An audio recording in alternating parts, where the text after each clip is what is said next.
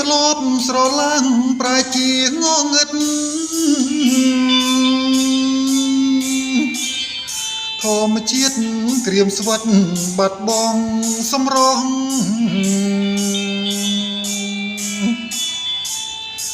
នឹករឿងស្នេហាកើតក្តីស្រណងគ្រាកូនលងហួងគ្រប់អានុសាស្រណងមកស្ទឹងអង្រឹងធ្លាប់យកចាំងឆ្លងស្រមោលក្រោមខែភ្លឺថ្លា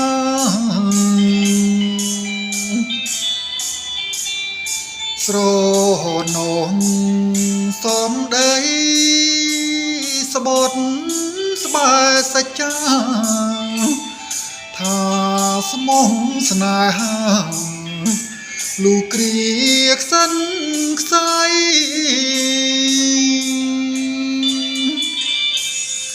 តាកម្មពីអ្វី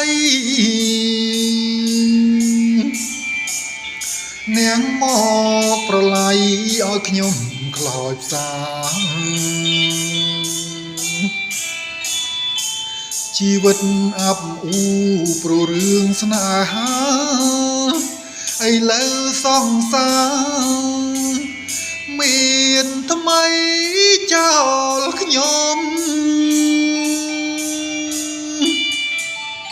ស្នេហ៍បាត់សំរងសំភងស្រីបងក្តីស្នេហ៍យើងលងក្នុងជំរឿកម្មរឿងកូនឡងផុតមកជាយូរឆ្នាំ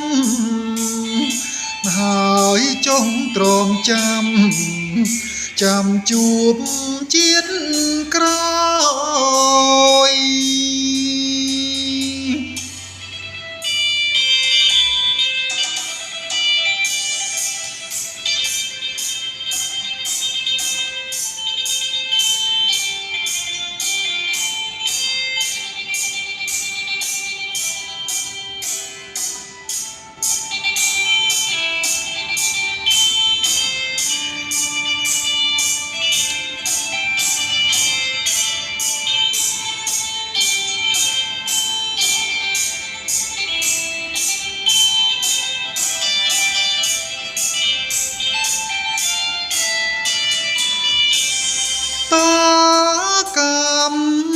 ពីអ្វី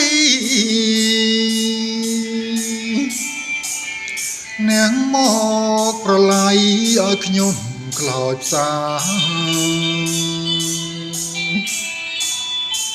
ជីវិតអាប់អ៊ូព្រោះរឿងស្នេហាឥឡូវសង្សារមានថ្មីចោលខ្ញុំស្នេហ៍បាត់សំរងសំភងស្រីបងក្តីស្នេហ៍យើងលង